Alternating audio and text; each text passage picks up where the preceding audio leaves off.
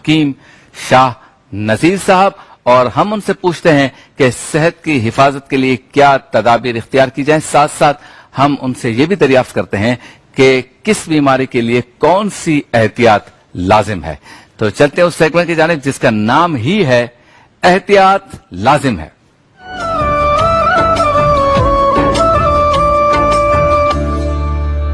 एहतियात लाजिम है में आज हम गुफ्तगू करेंगे एक ऐसी बीमारी के बारे में जिस पर कम बात होती है। लोग इस पर बात करते हुए हिचकिचाते हैं, घबराते हैं, और जिनको ये बीमारी होती है शायद वो बताते हुए डरते भी हैं और शर्माते भी हैं। लेकिन बीमारी बीमारी है, उसे वक्त पर अगर दूर न किया जाए तो वो मजीद पेचीदगियां पैदा करती है। और दूसरा ये कि हम इस बीमारी के बारे में हकीम साहब से पूछेंगे कि ये बीमारी हो ही ना तो इसके लिए एहतियात क्या करें, यानी ना हो इसके लिए एहतियाती तदाबीर क्या अख्तियार करें। बीमारी है बवासीर यानी पाइल्स, इस पर गुफ्तगू करेंगे और मौजूद है हमारे साथ रोजाना की तरह हकीम शाह नजीर साहब। अस्सलाम वालेकुम। वालेकुम अस्सलाम। जी हकीम साहब बताइए क्या करें इसके लिए, पहले तो एहतियात बताएं कि ये होती कैसे है और करना क्या चाहिए। देखें, एक होती है पाइल्स होती है, वो विरासत से भी होती है, खानदानी भी होती है, ठीक है, वालिदैन में होती है, फिर वो बच्चों में आ जाती है।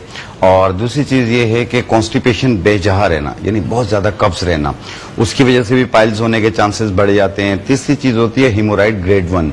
हेमोराइड ग्रेड 1 में ये होता है कि आप सख्त चीजों पे बैठते हैं, उसके बाद आप वॉशरूम में जो है, जो बाथरूम है, उसमें आप बहुत देर तक बैठे रहते हैं कब्ज की वजह से, और उसमें यह है कि मुकम्मल स्टूल पास नहीं होता। उसमें भी ये होता है कि फिर ब्लीडिंग होती है, बिल्कुल फ्रेश ब्लड होता है, वो यूं टपक रहा होता है ऐसे। तो उसमें जो है पेशेंट जो है वो घबरा जाता है, वो कहता है पता नहीं मुझे क्या हो गया, मैंने क्या खा लिया ऐसा। तो इसमें ये हेमोराइड ग्रेड 1 कहलाता है। एक होता है बादी पाइल्स। बादी पाइल्स में ये होता है कि कोई ब्लड नहीं होता, उसमें ईचिंग होती है, दर्द होता है और मस्से हो रहे होते हैं, और जब मस्से फटते हैं तो उसमें भी ब्लीडिंग बेतहाशा होती है। और ये कब्ज की वजह से भी होती है, ज्यादातर बैठे रहने की वजह से होती है, रोगन ग़िज़ाओं की वजह से होती है, गर्म चीजें यानी तेज मिर्ची बेजहा यानी बहुत ज्यादा मुरगन चीजें, या बाहर की फास्ट फूड जितनी भी होती हैं उसमें एक्स्ट्रा आप मसाला इस्तेमाल करते हैं, उसकी वजह से भी होती है ये।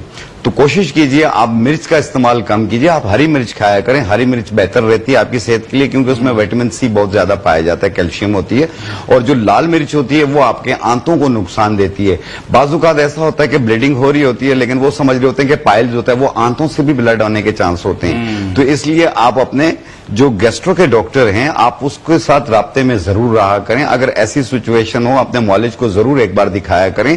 इसमें कोई घबराने की बात नहीं होती है, एक प्रॉब्लम होती है, इस प्रॉब्लम की एक दवा दी जाती है जो कि आप ठीक हो जाते हैं। तो इसमें कोई बात, लोग बहुत ज्यादा टेंशन में आ जाते हैं कि यार मुझे पता नहीं क्या हो गया, ऐसा कभी बेचारों का रंग पीला हो जाता है, खून की कमी हो जाती है बॉडी के अंदर। अगर आपको किसी को भी पाइल्स हो, चाहे वो ग्रेड 1 हो या उसका ब्लीडिंग वाला हो या उसमें मस्सों वाला हो, बादी हो, एक मुख्तसर सी 3-4 चीजें मैं आप लोगों को बता रहा हूं, आप अपने घर पे बना के इस्तेमाल करें। आपके बहुत सारे पैसे भी बच जाएंगे, बहुत ज्यादा यानी मुख्तलिफ किस्म के टेस्टों से भी बच जाएंगे। तो इसमें यह है कि चाहे वो विरासत से बवासीर हो या आमतौर पर बवासीर हो गई हो, तो उसके लिए आपने टोटली 4 चीजें लेनी है। ये सबसे पहली चीज है अंजुबार। ये अंजुबार ये जड़ों की तरह होती है, इसका शरबत भी बनता है। अच्छा। शरबत अंजुबार के नाम से मिलता है, हर कंपनी बनाती है ये अंजुबार है। और ये इसका पाउडर है पिंक कलर का। जी, ये आपने लेना है 50 ग्राम, 50 ग्राम। अच्छा, सारी चीजों का वजन आपने बराबर लेना है, ठीक है। ये एक चिकना पत्थर कहलाता है, इसे संगे जराहत कहते हैं। शबीर भाई आप देखें अपने हाथ में, ये बिल्कुल चिकना सा है, ये होती है, इसे संगे जराहत कहा जाता है। वाह।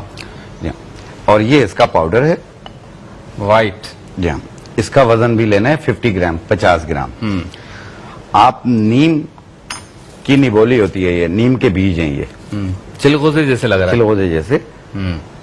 इसका छिलका उतार के और इसका जो मगज होता है इसका वजन भी आपने लेना है 50 ग्राम, 50 ग्राम। ठीक हो गया। क्या नाम है इसका? तुख्मे नीम, नीम की निबोली, ठीक है। सूखे नीम भी कहते हैं इसे। और एक दरख्त होता है बकाइन का, जिसे पंजाब में द्रेक का दरख्त कहा जाता है, द्रेक। अच्छा। हाँ, ये बकाइन, तुख्मे बकाइन कराची में भी बहुत होता है, पूरे पाकिस्तान में इसके दरख्त बहुत होते हैं। इसका भी दरख्त नीम के दरख्त की तरह होता है। अच्छा। हाँ, ये उसके डोडियां होती हैं, तुख्मे बकाइन कहते हैं इसको। इसका वजन भी आपने लेना है 50 ग्राम। सबका पाउडर बनाना है, ठीक है। सबको मिक्स करके एक ही मशीन में डाल के बारीक पाउडर बना लें।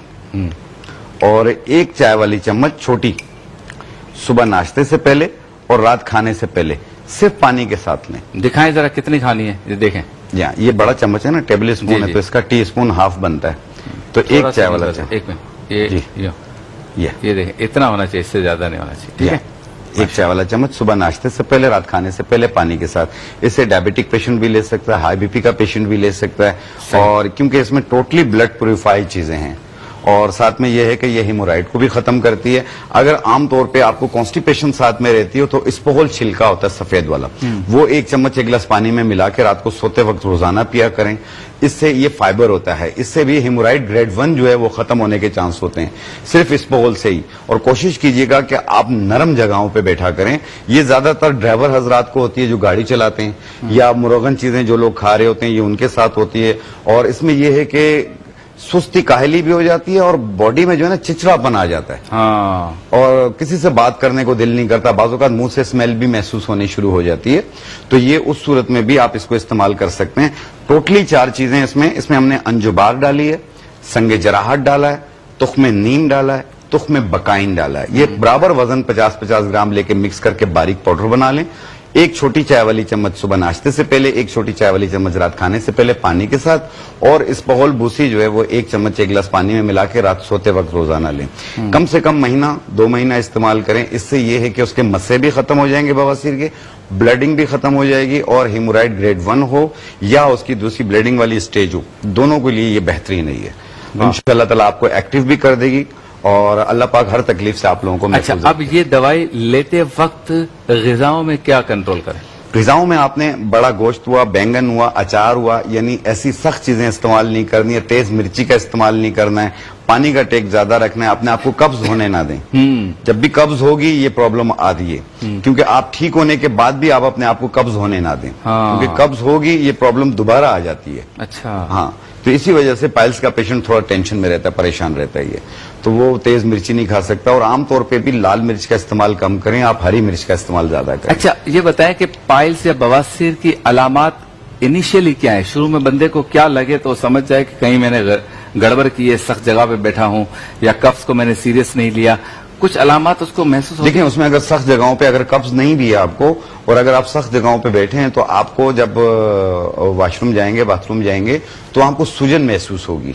अच्छा। ये स्वेलिंग महसूस होगी, तो आप समझ जाना कि अब आपने एहतियात करना है। आपने ज्यादा सख्त जगहों पे नहीं बैठना, नरम जगहों पे बैठना है।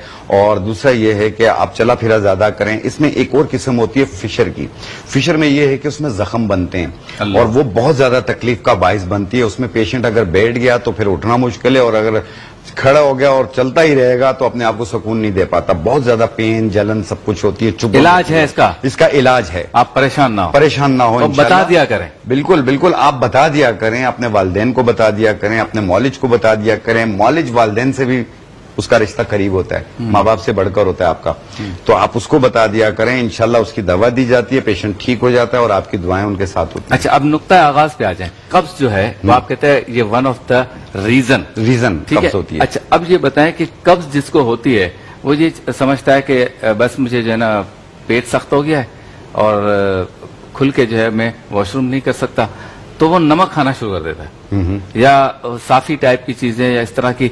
आप ये बताएं कि अगर वो मुआलिज के पास ना आए तो घरेलू टोटकों के हिसाब से कब्ज का क्या इलाज है, ताकि ये इस तरफ जाए ना? जी बिल्कुल शबीर भाई, इसमें यह है कि पेट फूलना शुरू हो जाता है, और दूसरा ये है कि स्टूल मुकम्मल तौर पे पास नहीं होता, थोड़ा सा पास होता है, उसके बाद कहते हैं कि शायद नहीं आएगा। लेकिन ये है कि आप देखा करें कि आपका इनटेक और आउटपुट कितना है, आपने खाना कितना खाया। आपने तकरीबन आपने बहुत ज्यादा खाया तो आपको उसी हिसाब से स्टूल भी आना चाहिए। दूसरी चीज ये है कि बाज लोग जब वो पाइल्स की सूरत हाल होती है ना नई, तो जब वो वॉशरूम जाते हैं तो वो एकदम डर जाते हैं कि यार ब्लड आ रहा है, वापस उठ जाते हैं, दो दहा के उठ के भाग जाते हैं। कहते हैं कि वो आधा स्टूल पास करते हैं, आधा नहीं करते हैं। आपको याद रखिएगा, अगर आप स्टूल आपको मुकम्मल तौर पे पास नहीं होगा और आप नहीं जाएंगे डर के मारे, तो बहुत बड़ा ब्लड आता है उसमें। अच्छा, उसके बाद जो है कब्ज का बताएं। हाँ, कब्ज का तो इसमें ये है कि आपने जो है अपने आप को कब्ज होने नहीं देना है। और तीसरी चीज ये है कि जो कब्ज हो जाती है, जिस तरह मैंने कहा है कि स्पोगल भूसी, उसमें फाइबर पाया जाता है जो कि आपके कब्ज को भी दूर करती है। दूसरी चीज, आमतौर पर अगर कब्ज रहती हो तो आप तरफला पाउडर पंसारी से मिलेगा आपको, तरफला, उसमें हड़, बेड़ा और आंवला 3 चीजें होती हैं, मिक्स करके पाउडर बनता है, चूरन टाइप का होता है, वो नमक फ्री होता है, हर एक इंसान इस्तेमाल कर सकता है। आधी चम्मच सुबह नाश्ते के बाद, आधी चम्मच रात खाने के बाद पानी के साथ लें, हाजमा भी बेहतर रहेगा, कब्ज भी दूर रहेगी। अच्छा, इसबगोल का जो आप बता रहे हैं, एक तो इसबगोल पैक आती है कंपनीज की, वो लें या साबुत छिलके लें? नहीं, छिलका ले लें आप, कंपनी के पैक भी आते हैं, अच्छी चीज होते हैं। जिस तरह अब मैंने आपसे अर्ज किया कि कल आप लोगों ने मुझे दिया था, बहुत अच्छा है उसका रिजल्ट, मैंने पी के भी देखा है, कृषि का तो बहुत अच्छा आ रहा है। अच्छा, अब ये इसबगोल दिन में एक दफा, एक दिन छोड़ के एक बार? नहीं, रोजाना रात को एक टाइम लें। और ये दूध में, पानी में, शरबत में? पानी में मिलाकर पिए, बाज लोगों को दूध में मिलाकर भी पी सकते हैं, इसको शरबत में भी मिलाकर पी सकते हैं आप।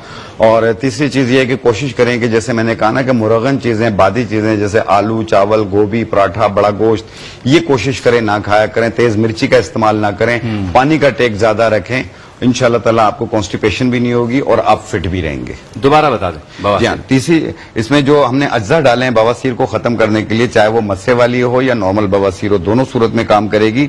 इसमें लिया हमने अंजुबार, एक। दूसरी चीज है ये तुख्मे नीम, 2। तीसरी चीज है इसमें तुख्मे बकाइन, 3। और संगे जराहत, 4 चीजें। ये 50-50 ग्राम लेके मिक्स करके ऐसे पाउडर बना लें, और एक छोटी चाय वाली चम्मच सुबह नाश्ते से पहले और रात खाने से पहले पानी के साथ। और ये कंटिन्यू, अगर भूल जाए तो और खाने के बाद भी ले सकते हैं इसको, और ये कंटिन्यू महीना 2 महीना इस्तेमाल करें। इसमें से ये जो है, इसका क्या नाम है? ये तुख्मे नीम है। हाँ, तुख्मे नीम के बारे में हकीम साहब बता रहे हैं कि इसको छीलेंगे तो अंदर से मगज निकलेगा, उसका पाउडर बनेगा। जी हाँ, इसका नहीं बना डायरेक्ट। अच्छा, इसमें इसकी तुख्मे नीम की एक और अफादियत है कि आजकल लोग बच्चों की वजह से बहुत परेशान होते हैं, जो स्कूल गोइंग बच्चे होते हैं, वो जुएं लेकर आ जाते हैं घर पे। बहुत ज्यादा प्रॉब्लम होती है, सर खाली कर रहे होते हैं, लेकिन फिर वो हो जाता है, मसरूफ हो जाती है, मसरूफ हो जाती है, को काम नहीं तो जुएं निकाल रहे होते हैं। तो इसको बारीक पाउडर बना लें, पाउडर बनाकर आप सरसों के तेल में इसका पेस्ट बनाएं और सर पे लेप कर लें, आधे घंटे बाद धो लें। रोजाना करना है 5 दिन तक, एक जू भी नहीं रहेगी, एक लीक भी नहीं रहेगी सर पे। क्या बात है, इंशाल्लाह ताला। और मोइन अख्तर साहब का एक लतीफा था, लतीफे के दौरान उन्होंने एक जुमला कहा, मेरे महबूब दी अदाएं वेखो, वेखो, शेर कहा उन्होंने, मेरे महबूब दी अदाएं वेखो, मंजी ते बह के ते जू कटती पी। ऐसा भी महबूब होता है कि जुए निकाल रहा है, उससे प्यार हो गया। बेशक। तो मोइन अख्तर बहुत बड़े हमारे स्टार थे, अल्लाह ताला उनकी मग़फ़िरत फरमाए। और हमारे हकीम साहब जो है, उनका टेलीफोन नंबर आपकी स्क्रीन पर है, नंबर नोट कर लीजिए, और जब कॉल करें तो कलम और कागज साथ होना जरूरी है। जी बिल्कुल। और एक चीज शबरी भाई बताऊंगा कि इंशाल्लाह ताला कल आपको हम अपना उपटन बनाना सिखाएंगे कि आप अपने घर पे अपना उपटन कैसे बना सकते हैं। आगे ईद आ रही है, फिर शादी ब्याह भी आ रहे हैं आप लोगों को, आप अपना उपटन घर पे बनाइए बजाय इतने महंगे उपटन लेने के। अच्छा, उपटन से दुल्हन लगाती है, दूल्हा भी लगाती है? लड़के भी लगा सकते हैं, लड़कियां सब लगा सकते हैं। अपने उपटन खुद बनाओ, अपने लिए रिश्ता भी खुद ढूंढो। अपना लॉकडाउन, अभी तो शादियां कभी कभी होती थी, ये सोच रहे हम। हाँ हाँ, वो शादी हाल, 6 डिशें, दूल्हा दुल्हन का एंट्री। नहीं, अगर ये लॉकडाउन कुछ अर्सा पहले होता मेरे बहुत पैसे बच जाते। नहीं, मेरे बहुत पैसे बच जाते। मैंने अपने बेटे की शादी कराई थी कोई 1.5 महीना पे, 2-2.5 महीने पहले, लॉकडाउन से 4 दिन पहले। मैंने कहा यार 4 दिन बाद करा देते मेरे। क्या बात है, आपका राब्ता सही नहीं था हुकूमत के साथ। तो आपसे मुलाकात होती है मुख्तसर से वक्फे के बाद। बहुत शुक्रिया, बहुत शुक्रिया।